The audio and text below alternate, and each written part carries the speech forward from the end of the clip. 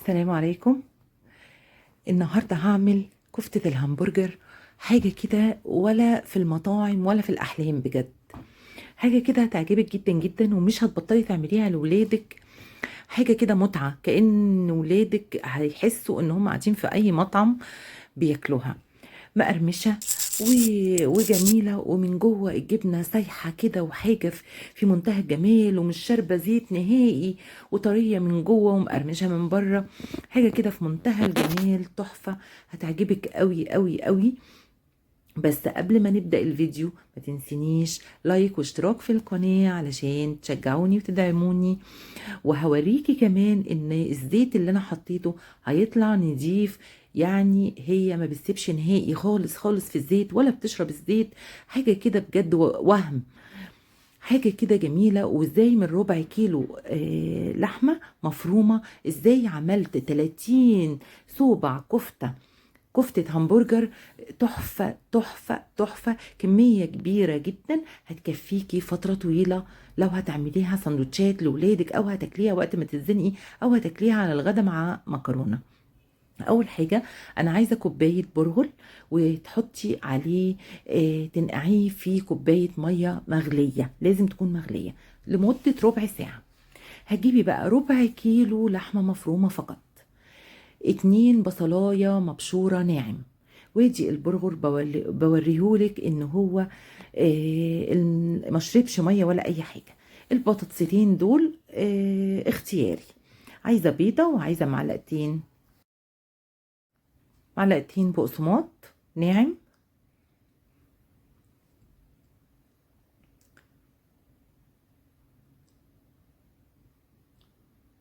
كمان البهارات بتاعتي عبارة عن ملح، شطة، فلفل أسمر، كمون ناعم، كزبرة ناعمة، بهارات لحمة، جنزبيل، بابريكا كتير، وحبة قرفة صغيرين. ادي المكونات بتاعتي. وهجيب الكبة بتاعتي، ما عندكيش كبة ممكن تعجنيهم كلهم مع بعض في حاجة واسعة، لان هم كلهم اصلا ناعمين. يعني مش ما توقفيش عند الكبة. عند الكبة هتحطي كلهم في الكبة، وهتديهم ضربة كويسة في الكبة. البهارات بتاعتك مع البقسماط مع البيضة مع البصل الناعم مع البرغل واللحمه. طبعا انا الكبه بتاعتي كانت كبيره فحطيتهم، بس بعد كده لقيتهم تقال شويه على الكبه علشان البرغل، فعملتهم على مرتين. يعني انت تقدري تضربيهم على مرتين. انا هنا بعوج الكبه عشان اوريكي ان هم كلهم محطوطين في الكبه. اهي لقيتها هنا بتلف شويه ببطء، فضيتهم وعملتهم على مرتين. يعني ما تخليش حاجه تقف قصادك. ما عندكيش كبه مش مشكله، حطيهم مع بعض واعجنيهم بس كويس قوي بايديكي، هيدوكي نفس النتيجه. طبعا في المرحله دي في ناس بتحط هنا لون طعام احمر، انا ما بحبش الكلام ده خالص. لان انا هنا اذا كان على اللون احمر هو هتطلع بعد ما تتقلي حمرة زي الفل. هجيب بقى سطح العمل بتاعي، وهفتح كده كيس نايلون بتاع التلاجة، وابدأ ان انا اعمله كله بالزيت، اعصه زيت كله بالفرشة بتاعتي. وهجيب اي حاجة معيارية عندك، اي معلقة معيارية، لو انت هتقدري توزنيها بايديكي بحيث ان كل الصوابع تبقى قد بعض. تمام. انا هنا جبت المعلقة المعيارية وحطيت، بدأت ان انا احط مقدار فردته، وحطيت بدأت ان انا احشيها جبنه موتزاريلا. انا هحشيها جبنه موتزاريلا، في جزء هحشيه جبنه موتزاريلا، وفي جزء هحشيه بطاطس اللي انا سلقتها وحطاها دلوقتي على النار. المفروض البطاطس انا حطاها على النار، مقشراها ومقطعاها وحطاها على النار تتسلق كويس جدا. ادي كمان هعمل كمان مره برضو بالمعلقه المعياريه علشان كلهم يطلعوا قد بعض. احطها واغطيها بالكيس برضو اللي متعوض زيت، او اللي حاطه له مسحه زيت، وافرده واحط عليه الجبنه بتاعتي. على فكره لو حطيتي جبنه قريش برضو هتديكي نفس النتيجه الحلوه دي. بقفله، بتلفيه زي ما بتكوني بتلفي ورقه العنب. اهي طلعت في منتهى جمال ومقفوله من الجوانب كلها. البطاطس اهي استوت، طحنتها كويس، حطيت عليها ملح وتوم باودر وبابريكا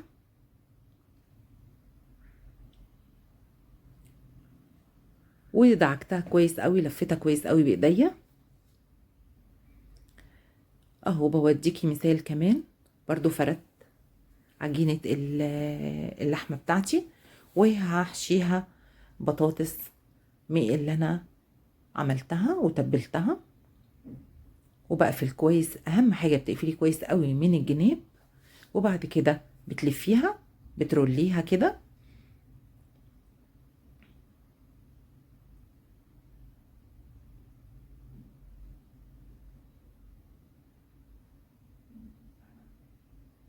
اهو عملت كل الكمية بتاعتي، هحطها بقى في الفريزر او في البراد لمدة ربع ساعة او نص ساعة، قبل ما اجهز التتبيلة بتاعتي او الكفر اللي انا هعمله عليها الدريسنج بتاع الكفتة.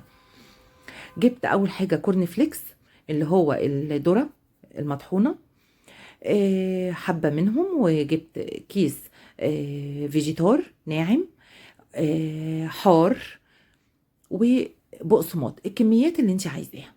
هنقول نص كوبايه من كل حاجه. لو مش عايزه فيجيتار، مش عايز تشتري فيجيتار، تبلي البقسماط بتاعك ده، حطي له ملح وشطه. دقيق، جبت كمان دقيق، نص كوبايه لبن او كوبايه لبن على حسب كميه الكفته بتاعتك. نبدا الاول بنص كوبايه لبن، ولو عايزه زودي، وعليها بيضه. اول حاجه هنعملها هنحط كفتايه في الدقيق، تطلع من الدقيق على اللبن والبيض، وبعد ما تطلع من اللبن والبيض نعملها الدريسنج بتاع البقسماط والفيجيتار والكورن فليكس، وهنرجع تاني على اللبن والبيض. ليه الدريسنج بالمنظر ده؟ بيبقى اولا بيبقى ماسك كويس جدا جدا جدا، مش بيفرول ابدا ابدا ابدا في الزيت نهائي، وبيبقى محرفش كده، وبيبقى حلو قوي للاطفال والكبار حتى. انا هنا عملت لك كمان مثال، حطيت الاول في الدقيق، وبعد كده في اللبن والبيض، وبعد كده في البقسماط، ورجعتها تاني من البقسماط للبن، وبعد كده حطيتها تاني اهي، وبعد كده في البقسماط.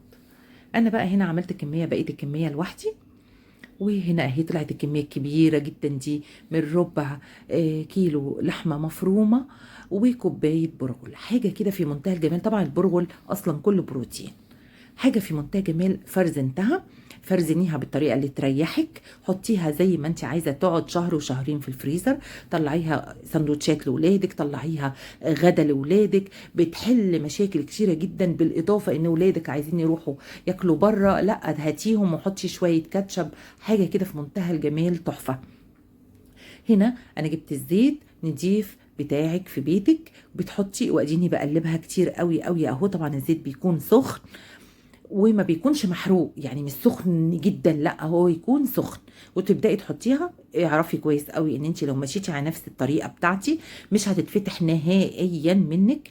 بصي انا بقلبها ازاي، يعني بهدلتها في الزيت، عماله اقلب فيها عشان اثبت لك ان هي ما بتسيبش ولا بتفتح نهائي. الزيت طلع نضيف خالص، هي طلعت مش شاربه زيت نهائي نهائي نهائي. شايفه منظرها عامل ازاي؟